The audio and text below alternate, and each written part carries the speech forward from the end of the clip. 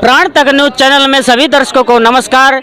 आज हम रोहतक की धरा पर हैं और यहाँ पे हमारे जो समाज के आज एक सबसे बड़ी जो क्रांति का कॉन्फ्रेंस हुआ है ओबीसी महासभा, उसकी कॉन्फ्रेंस के अंदर काफ़ी हरियाणा के सभी क्षेत्रों से आए हुए ओबीसी समाज के लीडरान से हम मुलाकात करेंगे और उनसे बात करेंगे कि 11 अप्रैल को रोहतक की मेन ओबीसी के अंदर जो सुधराज क्रांति अशोका जयंती के उपलक्ष्य में उत्तर भारत की सबसे बड़ी क्रांति है, उसके उपलक्ष्य में वावन मेश्राम साहब और ओबीसी के जो भी सामाजिक कार्यकर्ता है उनको एक मंच पे आकर सुधराज क्रांति का आगाज किया जाएगा।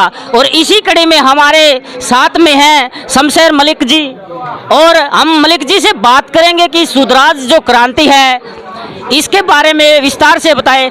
जय मूल निवासी सर। जय मूल निवासी जी। जय छोटू राम। जय चौधरी छोटू राम। भाई ये सुधराज क्रांति है, ये जो हम 85% हैं, हमारे जो समाज के अंदर 85% हमारी वोट हैं और जनसंख्या है, तो हम उसके अंदर हम क्या है कि हमारा डीएनए जो राखी गढ़ी का डीएनए है और भी डीएनए की रिपोर्ट जो आई है, तो हम एक भाई हैं जो 4700 साल पहले का जो डीएनए है, तो डीएनए के हिसाब से हम सभी जितने भी काम करने वाली जातियाँ थी, जितनी भी मैकेनिकल जातियाँ थी, वो सभी एक भाई हैं और एक काका ताऊ दादा की औलादे हैं। लेकिन कुछ मनुवादी लोगों ने हमारे को जाति पाति के अंदर बांट करके मनुस्मृति लिख करके मनुस्मृति के अध्याय 10 के अंदर श्लोक 8 से लेकर और श्लोक 100वें तक जातियां बनाई हैं। इन्होंने हमारे को जाति पाति के अंदर बांट करके ऊंच नीच कर करके अपना राज सत्ता कायम करने के लिए इस देश के अंदर जो बाहरी ताकतें हैं, जो मनुवादी ताकतें हैं, वो अपना ही सत्ता कायम करना चाहते हैं। और आज ये देश आज़ाद नहीं हुआ अभी।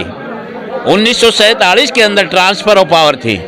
1947 के अंदर जो अंग्रेज थे वो ब्राह्मणों को ही सत्ता सौंप के गए थे। ब्राह्मणों को सत्ता सौंप के गए तो 5 साल के बाद इलेक्शन करवाया था जवाहरलाल नेहरू ने। 5 साल के बाद इलेक्शन करवाया तो 65% ब्राह्मणों को टिकट दी, उसमें से 56% चुन के आए थे और उन्होंने अपना सारा सिस्टम करके और ब्राह्मणों ने इस देश के ऊपर कब्जा कर लिया। तो सर जो सुधराज क्रांति है इसका मेन उद्देश्य क्या है सर? मेन उद्देश्य यही है, एक तो हम जाति पाति को खत्म करेंगे। जो जाति पाति सिस्टम है, जो लोग हमारा जाति पाति के अंदर बांट करके ऊंच नीच करके फायदा उठा रहे हैं, तो उस चीज़ को हम खत्म करेंगे और लोगों के सामने जो असली दुश्मन है उसको लाकर रहेंगे। जो हमारे समाज का दुश्मन है, जैसे सिकंदर का गुरु था सेलुकस, अरस्तु, तो उसने कहा था सिकंदर को, भाई ये सेलुकस तेरा जो सेनापति है ना, इसको दुश्मन चुनने का मौका मत देना। वो बोला जी क्यों? बोला अगर इसको दुश्मन चुनने का मौका दे दिया तो ये हमारे को ही दुश्मन चुनेगा। बोला अच्छा जी। तो यही काम हमारे साथ ब्राह्मण जो मनुवादी लोग हैं वो कर रहे हैं। हमारे आदमियों को दुश्मन का पता नहीं लगने दे रहे भी दुश्मन कौन है, लेकिन अब खुल के दुश्मन हमारे सामने आ गया है और लोगों को दुश्मन और दोस्त की पहचान अच्छे से हो गई है।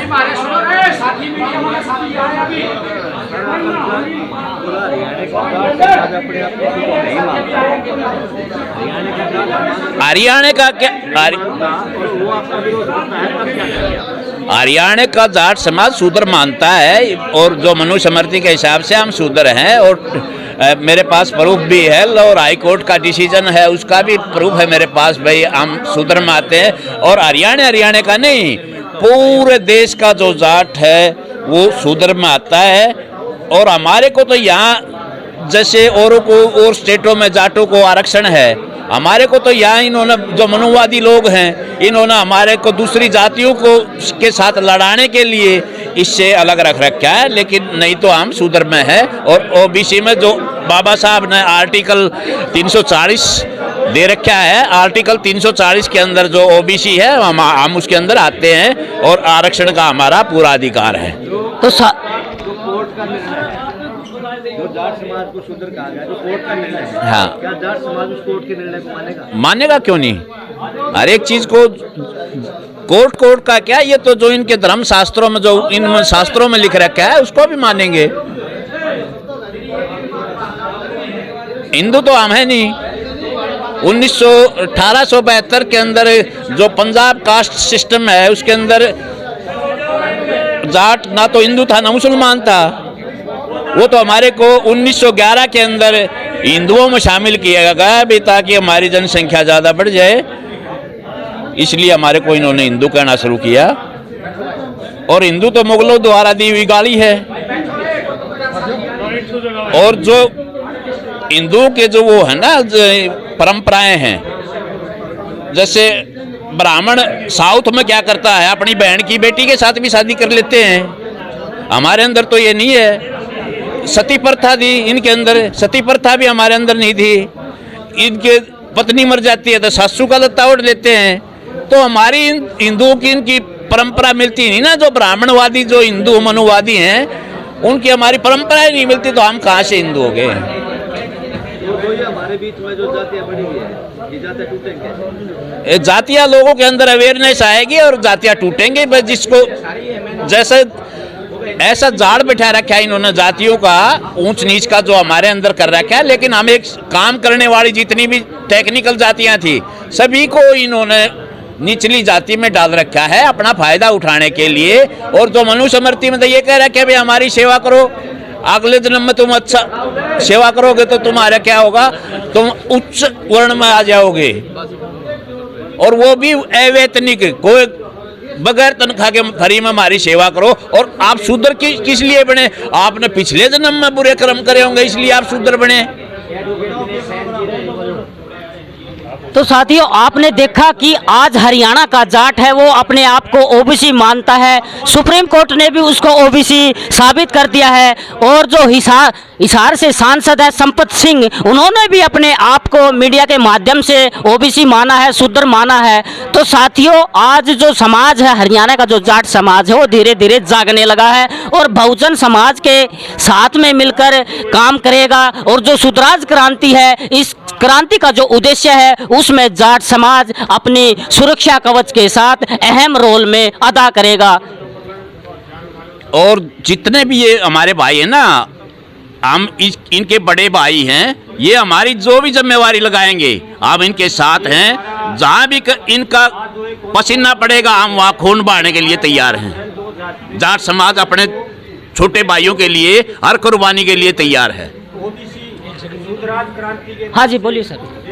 मैं कृष्ण स्वामी पिछड़े वर्ग का राष्ट्रीय महासचिव हूँ और बैरागी भी बोल देते हैं हमारे को।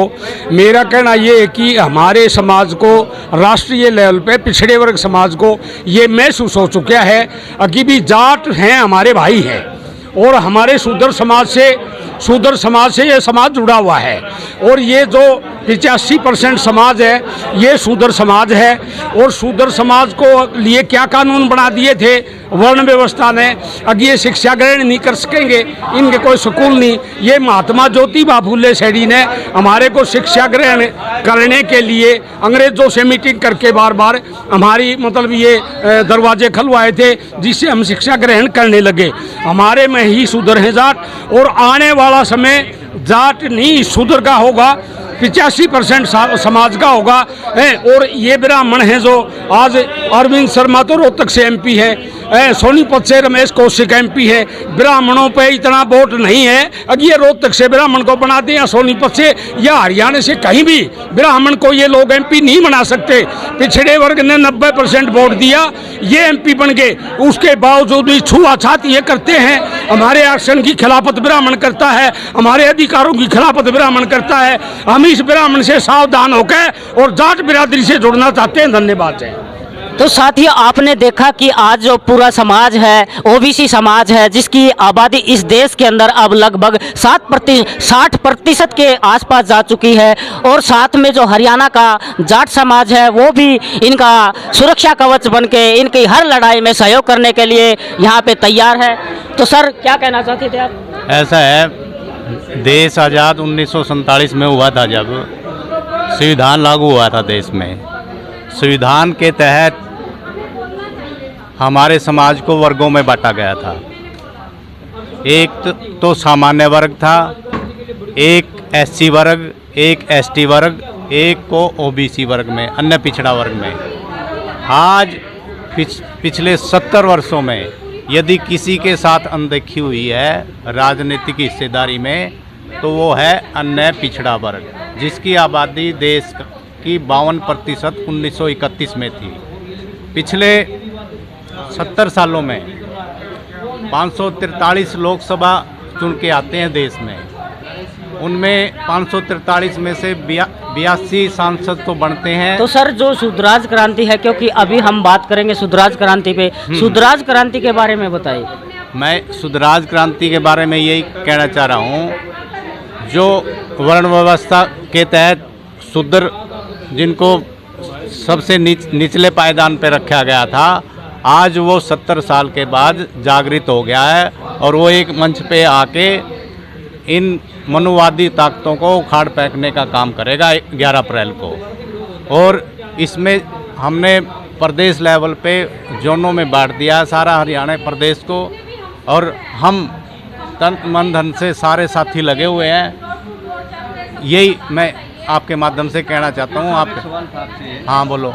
कि जब आपको ये पता, आप खुद कह रहे हैं कि बैकवर्ड समाज के साथ में अन्य पिछड़ा वर्ग जो मोस्ट बैकवर्ड क्लास के जो लोग हैं, हाँ, अति पिछड़ा वर्ग के साथ आज तक अन्याय हुआ है। हाँ जी, हाँ जी। तो उस पे कानूनी कार्रवाई तो कुछ ना कुछ बढ़ती होगी। मैं ये कह रहा हूँ, के बारे में आपसे शायद ज़्यादा नॉलेज हाँ, किसी को नहीं मैं है। ये कह रहा तो हूँ, उस पे क्या आप उस लड़ाई को हाँ, कानूनी तौर पर भी लड़ने के लिए तैयार हैं? हाँ बिल्कुल तैयार है। मैं ये कह रहा हूँ, संविधान ने अनुच्छेद 340 के तहत एक प्रावधान किया था, भाई जो अन्य पिछड़ी जातियाँ हैं उनकी मतलब जनगणना, जाति आधारित गणना करके, और उनको जो उनका कोटा मिलना चाहिए वो मतलब राष्ट्रपति को प्रावधान है भाई एक पिछड़ा तो सर उसके लिए ओबीसी समाज ने किया क्या?